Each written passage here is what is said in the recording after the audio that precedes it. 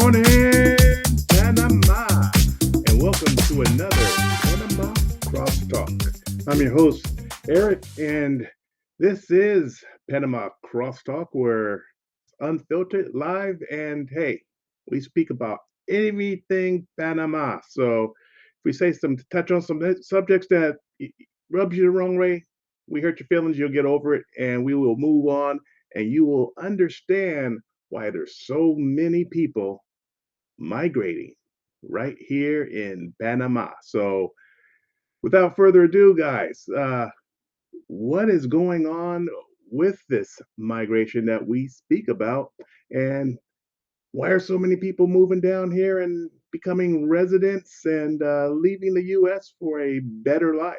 Some may say it's financial reasons, some may say it's peace of mind, some just want to feel more rejuvenated. So, what is your reason? What's your why? What's motivating you to come down and take a look at the Central American country called Panama?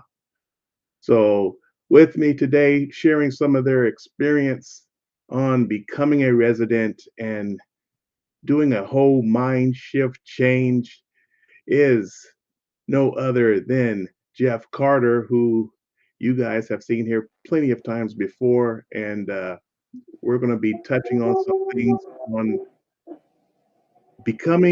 changing your mindset and becoming more of a resident than a tourist. So without further ado, let me introduce Mr. Jeff Carter from Daiquiri 23.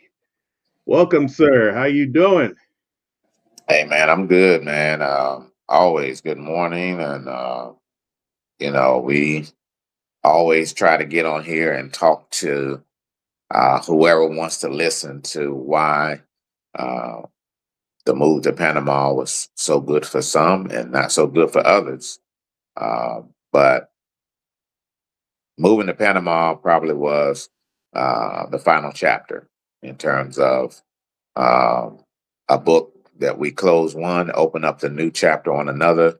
So as we write this book day to day, um, we're sharing some things that uh, are real experiences, not passed on information from someone to the other. Some of it may be of that, but most of what we talk about is real experiences and results. The fact on navigating through the many different obstacles and some adversity that you will be challenged with when going through the process and things that you may not be used to. Uh, we are often talking before the podcast starts, and you was just going over on when you were green here, and Yeah, man, you go through time that pickle. time You flies go by. through being a pickle. Yeah, and people be wondering what's it's gonna happen to you at one point or another, because of just how things go by. Uh, you're running with your expired tags. Tell the people what was going on with that when that caught up with you driving around on Yeah, technically man. I was driving dirty, man. When I got to Panama for a minute, riding I was dirty. I was I was driving on them American license, and I'd already been here 6 months or a year before I really went and got my real license. A Panamanian license. But one day they caught me, and I had a car that I had just registered, but it was like 6 months before. I didn't realize the tag was only for 6 months and not for 1 year. And they caught me, man, in Los Pueblos out by the Metro Mall uh, during Christmas. And I was green. I was still green to what could happen and what to do in those situations right there, not speaking Spanish. They told me pull over, but I knew what wasn't going to happen is what they would explain to me in Spanish is, well, if we tow your car, this is what it's going to cost, and um, you know this is kind of what's going to happen. And I told him, I said, like, one thing that I do know, the way I'm sitting in this car now is the way I'm going to be sitting and driving myself back to my apartment in Panama City. He And was able to so, read between the lines, right? yeah, what we gonna have to do to make this happen? Because I know one thing: I will be driving off, and I will not be getting out of this car. And so they saw the look on my face. Like I said, man, I speak Spanish with facial expressions. I ain't got to speak no words. They knew that I wasn't coming out that car. And so then they had somebody come and sit on the driver's side, on the inside. And so we can talk about the situation. And, so like I said, man, it was Christmas time. And, somebody, Johnny need the G.I. Joe with the Kung Fu grip or something, so something got to happen. Somebody's gonna get their Stretch Armstrong out of you, And, right? and I was Santa Claus, I'm getting a little white hair and all that kind of stuff. I was Santa Claus at that moment. And so we came to a negotiation agreement, and I was able to achieve my goal of not getting out that car and driving myself back to where I came from. But that's being green, So the little bit I had to part with was more than I would part with today. Now that I'm no longer green, I'm black now. I mean, I Yeah. got my black card right now, so that wouldn't happen today. Those are, those kind of things happen so often, and checkpoints, and you don't have a driver's license, or you've been driving on your country's driver's license past that period of 90 time. days. Yeah, and you've been there, 6 months, and you still riding around on your country's drive. That's no bueno. So Yeah. those are things that happen often, and people don't know really how to navigate through that. But getting upset about things like that is not going to serve you well at all. Knowing how to Nah. step back and humble yourself and understand, hey, you're wrong. That was on me. Yeah, Yeah, that was on me. I didn't understand. I didn't understand that it was 6 months. They didn't explain it to me. They just gave me my papers because when you don't speak Spanish, uh, and you're there to do something official, they're not there to chit chat with you and to walk you through. No, they give you your papers and you go home and you figure it out. So they're doing their job, and it's your job to understand exactly what it is and what your responsibilities are, and the dates you have to renew things or whatever it may be. That's your responsibility. So patience is not uh just the only thing. It's you understanding that everything that they give to you will be in Spanish, whether you speak the language or not. It's your responsibility to know and understand that, hey, this is going to happen if I don't do this, and I need to do this by a certain point in time. And they give you that information. It's just what you do with it. You take it home and throw it on the side and forget about it, or put it in the glove box in your car. That's kind of when things like what happened to me happen. right, right. I mean, things are fluent, things change. Uh, People get upset about, well, this wasn't a rule, and or it's been a law. Why are they doing it now? Why are they enforcing it? It's And not that way it's not that way in the United States. Drop that. yeah, Drop that. yeah, yeah. So, I mean, it's like even with the new the the old rule that's being enforced with the address change. I mean, Yeah, that that there is a loop there that's been there, but they hadn't enforced it. Well, they have the right to enforce it when they want to enforce it. So if it's now, exactly. then it is what it is. With that said, uh, my brother encountered that whole thing when he moved, and he understood it as okay. You got to within 30 days after you move, submit your new address, and you don't have to pay the $100. One thing what they go on is they don't go on. Okay, you have your lease from this and it ends on this date on the 15th, so you figure your 30 days from that time starts. No, my brother secured a new place to live before he moved out of the old place, which is kind of customary how we do things, right? We're not going to wait till we Yeah, have a new place to live and then get a place to live and start. They actually go by the date that you secure the new residence. The Uh-huh. new residence. He was going on what his old expires on the 15th, and then he have 30 days. No. So since he secured a place like a month ahead of time, or 20 something days or whatever it was, they went on that paperwork and that date. Hence, then he still had to pay the $100 fee because they went on that date and not the ending date of his lease, which you would probably think they would go on, but no, they don't do that. So, for those of you that do or are planning on moving, when you secure that place, that's when your 30 days start.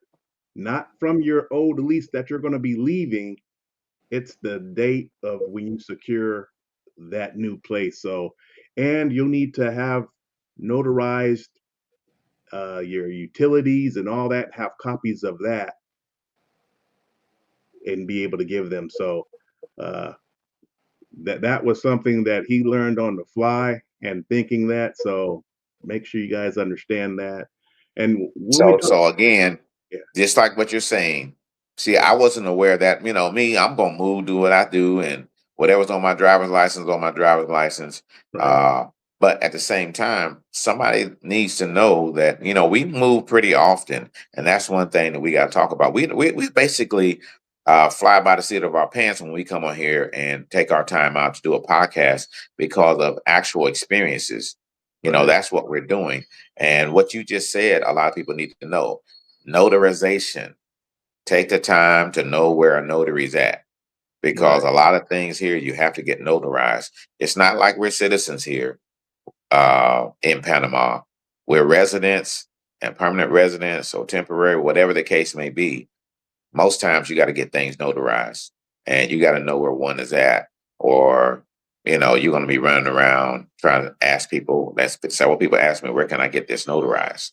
And there are Right, several sections in Panama that you can get documents notarized.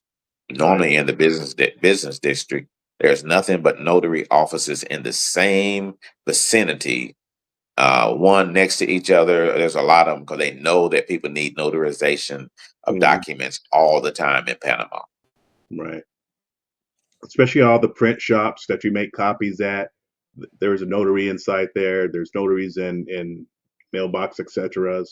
Uh, I would definitely recommend you guys start learning to go to these regular print shops because they are fleecing you at these mailbox, etc. Simply because expats know the name and they go there. You have packages sent there, you're paying almost double the price opposed to Yeah.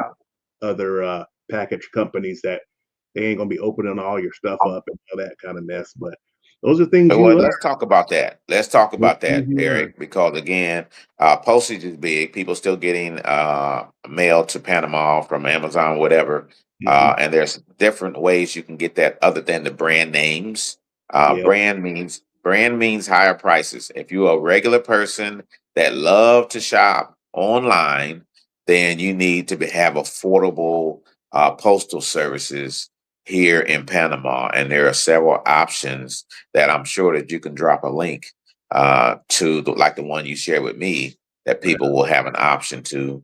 I use my box, and it's definitely half the price of mailbox, etc. So those are right. things that people. And I use the local post office in Panama.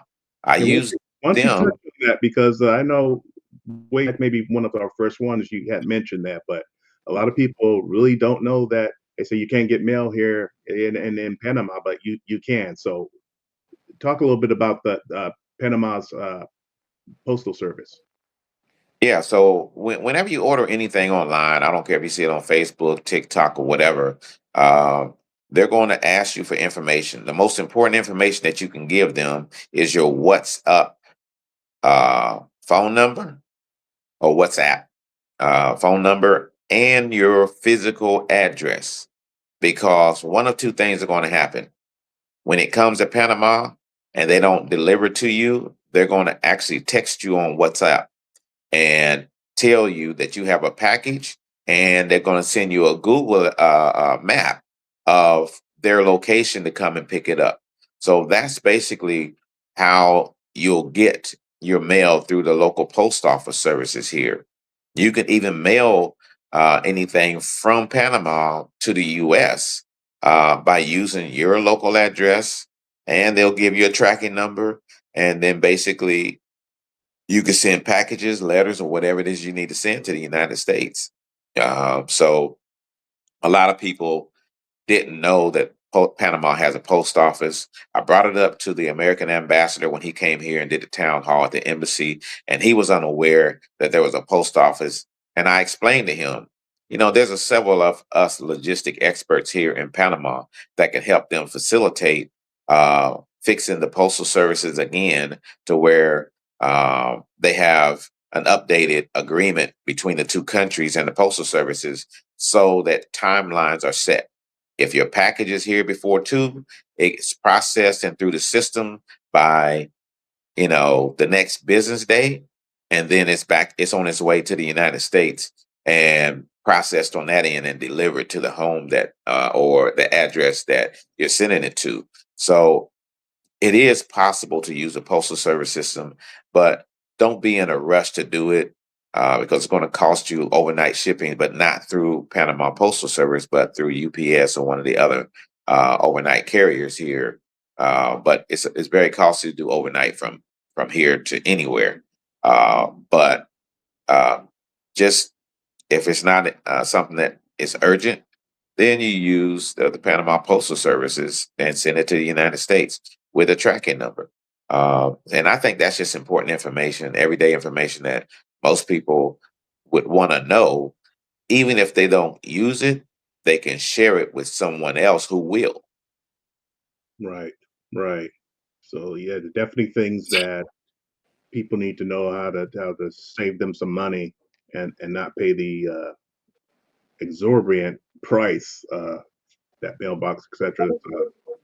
I Charges. know we drop in mailbox, etc., but that's the first thing that people want to drop that name Yeah, um, when they come here for postal services. yeah. Um, No, don't use the name. Hey, the prices are crazy. I know, and it's convenient for people when they first get there. I understand when you're first getting here, you just want to make sure you get your stuff. But once you're settled in, there are services that cost less per pound than them. I mean, they're the highest per pound when you start talking about doing some shopping and getting stuff for your place that you want for your condo and whatnot. So uh, yeah.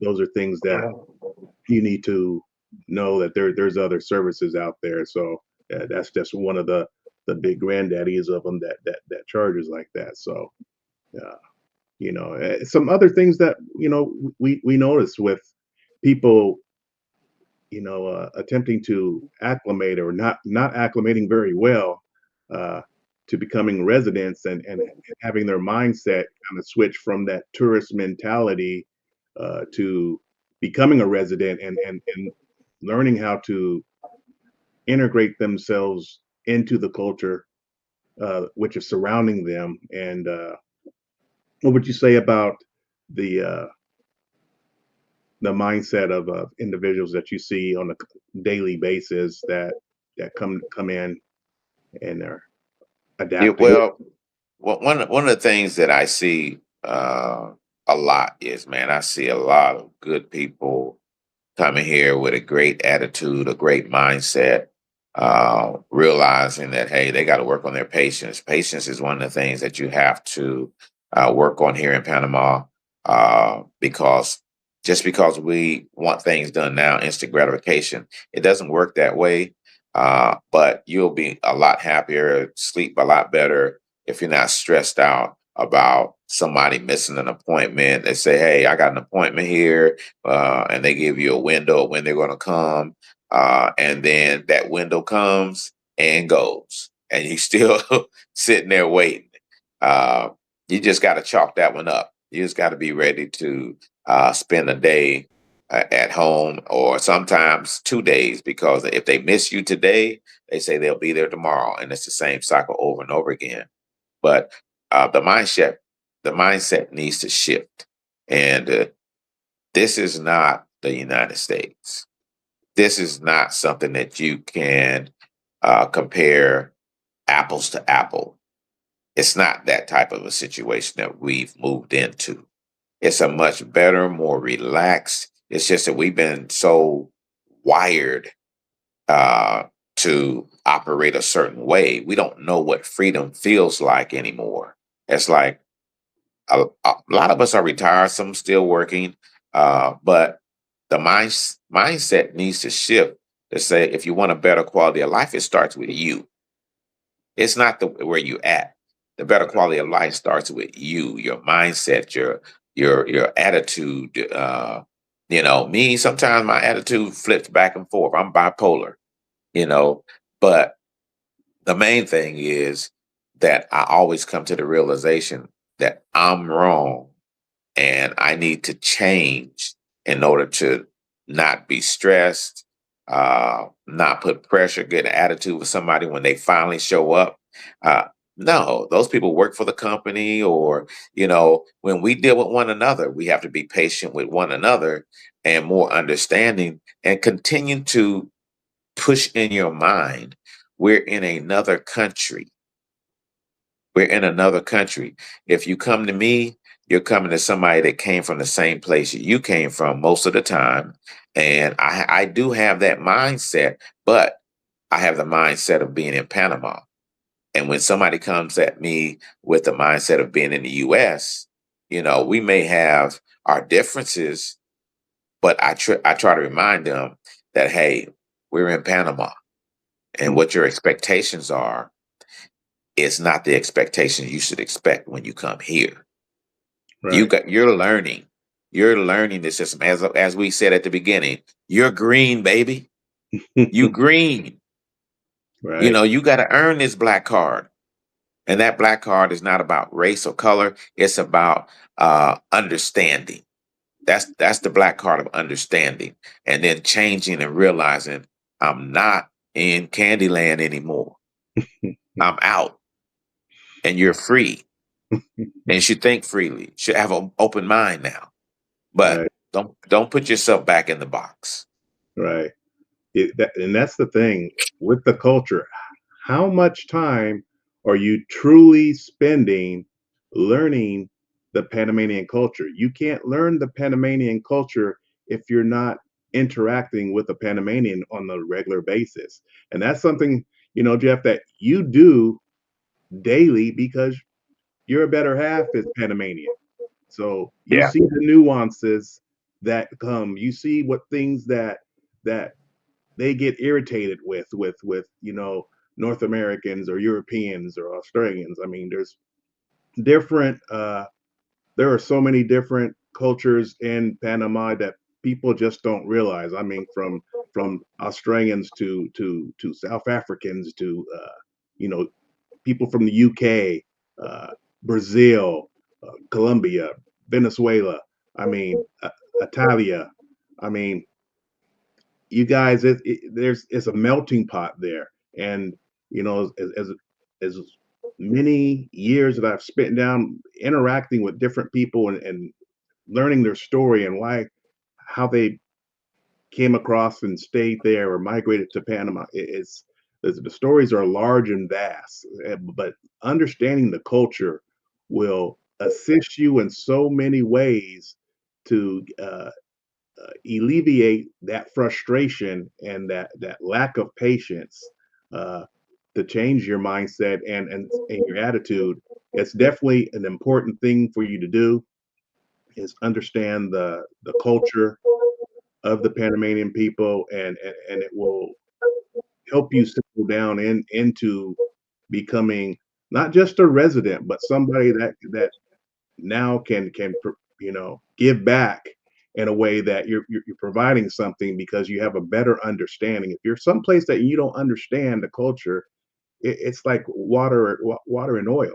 It's just not going to mix. And what we why we do these podcasts is to better understanding and share some of the things that you're going to encounter that frustrate you, and let you know that hey, this is normal for this country.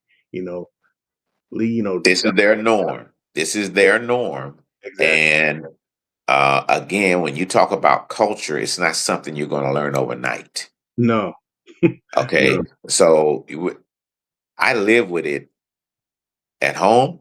I live with it at Daiquiri 23 because it's the same culture, but it's generational also. Mm, You got younger Panamanians, middle-aged, mature Panamanians, and then you got the older, maybe more professional Panamanian. So the culture is different based on their experiences or who you're dealing with. As we say in psychology, we have parent, we have adult, and we have child personalities. And sometimes you're dealing with an adult that still is in a child mindset. So you have to deal with them from as the adult to the child, or as the parent to the child, or adult to adult. This is what we learn when we go through higher education, the different personalities of people. That's called culture. Whatever culture they're living in, whatever neighborhood hood they came out of, whatever state, whatever household they came out of, that's called what they created is their own culture, and how they rationalize and how they make decisions and how they deal with you. Like me dealing with somebody from New York, I reached out my hand and they didn't give it back. And it's just like, New Yorkers, North New Jersey people, they're not going to shake their hand because they don't know you like that. But then when they actually say, okay, one of them said, "Hey, you must be the owner." I'm like, "Yes." Then I got their hand. So you have to understand the culture of the individual and where they come from. If they shake your hand, they're open to getting to know you. That's a cultural thing. But if they don't shake their hand, there's something about you they don't like. It's not, or they got this thing about touching people's hands, like somebody, they got to put alcohol on it after they shake your hand because, they just don't like the way it feels. So, culture of Panama is exciting to learn, but frustrating at the same time because it's not your norm and you don't feel good about it, but you'll learn to understand it. right, right. So some good words, good insight there, and dropping some more knowledge as we often do. We're coming up on our 30-minute span. What any last words, JC, or what you got going on with the Daiquiri 23 project that is Um, constantly changing, and you constantly doing new stuff over there, man. It's good to see what's happening over there.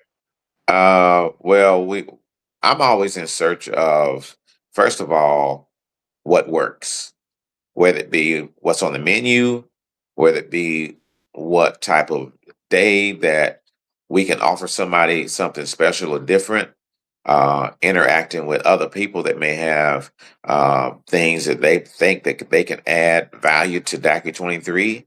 Those things are open. And then some things you just have to do yourself and figure out how you're going to do it. Like we have a new vegan menu, and some people say, well, I didn't realize when I saw people keep saying come to DACA 23 that you have Jamaican food. That the food is a very big surprise for a lot of people when they get there, because it's something that I've thought about before I even put it on the menu. And people say like, wow, you need to put this out there that this is what we have. I say this out there, go to our social media page, our Instagram page, the menus there and what we talk about, our specials and what have you. I said, but then also people like the events, the evening events and what have you, where we have our game nights. We had our Taco Tuesday, which we're changing and making some changes to that. Our meet and greet, our weekly meet and greet. These things are every week. Karaoke, line dancing, uh, so now we have live entertainment coming in. So we're introducing that this coming Wednesday. This is a professional live entertainment. This is not somebody coming in and saying, "Oh, I can jam a little bit." No, this is something that basically is planned, it's rehearsed. It's somebody that has played professionally. You know, he played with Fred Hammonds in the gospel era, and he plays all types of genre of music that people love, and they know the music when they hear it. So, being able to bring something like that to Daiquiri 23 and to introduce it to Panama because, most people love our music and they love live music and they love good live music. And that's basically what we've been working on over a year and a half now. And it looks like that's about to happen. And I'm happy on this game night on this week, Wednesday. We're introducing that preview of what they can expect regularly every week at Daiquiri 23. Oh wow, man, that's just great to hear. It's always good vibes there at the DAC. If you guys have not been there, you definitely need to check it out. There in the Metropolis Mall area, and that is what is it? Union. They have the old name. A lot of people know Multi Central. Multi Central. Yeah, Multi Central was it before they did an upgrade and Yeah. with the Metropolis and start putting more venues inside the mall and the hotel. It kind of went through revamp. Everything kind of changed way before COVID, and then things had to Let me be touch on that real quick too. yeah. That change. They, I was approached by management this past Friday, telling me that they like what we're doing and what have you, but now I'm required to do an upgrade and uniform the tables, the chairs, and all that stuff. And I said I'm 6 months old. I said you needed to tell me that when I moved in here that this is what's required. And then they said, well, we told the last tenant here to do it, but he never did it. But those are things that you are supposed to cover before you sign a lease. But now that I'm in the lease and want to extend even further out, get more years on the lease, now Mhm. that's a requirement before they entertain expanding my lease for more years. And so Right. these are the things that, like I said, they do things the way that they want to do it. They do it off the cuff. You have to be able to make the adjustment. And I said, well, I'm sure it's going to make us better. It's going to make us more presentable. But again, these are some of the things that I'm talking about when you're in Panama. They don't have to give you notification when you sign a lease. They can wait till you end. It's up to you to fight it or just go along with it. I don't have a choice. Adapt Um, and overcome. Adapt and yeah, overcome. my Yeah. God, I that's all we've mean, been taught. I've been taught that since I was 18. yeah, Man, no, since I played sports, I've been taught that. right. I mean, and Yeah, you've had to deal with the real quick. You had to deal with even the government. You know, for government officials just popping in on you and wanting to see your invoices, wanting to see are you doing things right. People don't realize that, man. You got to have your papers in order. yeah, you got to have your papers. You got to be having their system that requires you to, in real time, report all sales to the government from a sales tax aspect, as well as doing your taxes. They're seeing your real life income on a daily basis, and that's the information they can use when you file your taxes to see if you are very transparent and this is how they're going to treat you. They're saying, hey, you're doing everything the way we want you to do it. Hey, keep up the good work. They're out the door. But now, if you're not doing what they don't want, they might come by Daiquiri 23 one day and see that it ain't open. You see what I'm saying? They Yeah, have the power to do that. right. Just in our personal lives, they do have the power to tell you to go back to where you came from, too. True that. True that. They do have that power. So keep that in mind. Well, it's great that man you doing things good. Your point of sales are on target. You're running a successful business, and they see it now. The mall sees it, and I mean you get approached all the time about things that you're doing there, yeah, especially from the marketing directors and stuff for the mall. Uh, Yeah. it's a great spot. It's a great vibe, and many people from all walks, from local Panamanians to people all over, even tourists, are starting to come in there. Yes, yes, that's a great thing. Uh, Being a business that focuses on the community, what the community wants, and that's in business is what they want more than what they need. Uh, so it's great to be able to be so flexible and have a mindset that this is an ever changing thing that I have to be aware of, and I have to always be thinking forward. I have to be thinking forward, staffing, everything. So uh, I guess that's just who I am. And to cover this before I leave, before we end, is I didn't come to Panama to be working full time. Uh, but to me, it's serving a purpose. It's not just business, it's serving a purpose. And I see that it's a much needed purpose to be fixed in one location where people don't have to look for me. They know where I'm at. And they know if I'm there, I'm available. I will sit down and talk with them, answer their questions as much as I can. Uh, I would direct them to talk to somebody else if there's something that they need to know that it's not for me to know, especially with the law. Hey, talk to a lawyer, but make sure that you have a lawyer that you're going to be with, not just a lawyer for this thing, one thing. Because Yeah, you're going to need a lawyer on a lot of the cases here in your everyday life. exactly, exactly. So, guys, definitely check it out. Daiquiri 23 in the Metropolis Mall. There's free Oh, parking. Megapolis, man. Meg- Yeah, Megapolis. Megapolis. You say Megapolis. metropolis. Oh yeah, yeah, yeah, sure did, didn't I? Shit. Well, it's like a metropolis, man. It's shit. It's like you It's sitting there. Panama, man. Yeah, it's Little New Panama. York. Little Miami.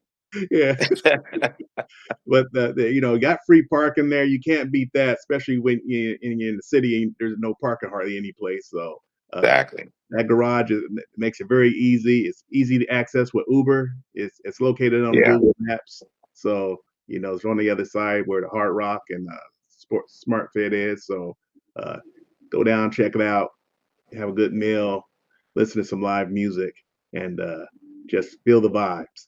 Because Yeah. you're definitely in that central area that it's got definitely some energy there that's totally unique. Yes.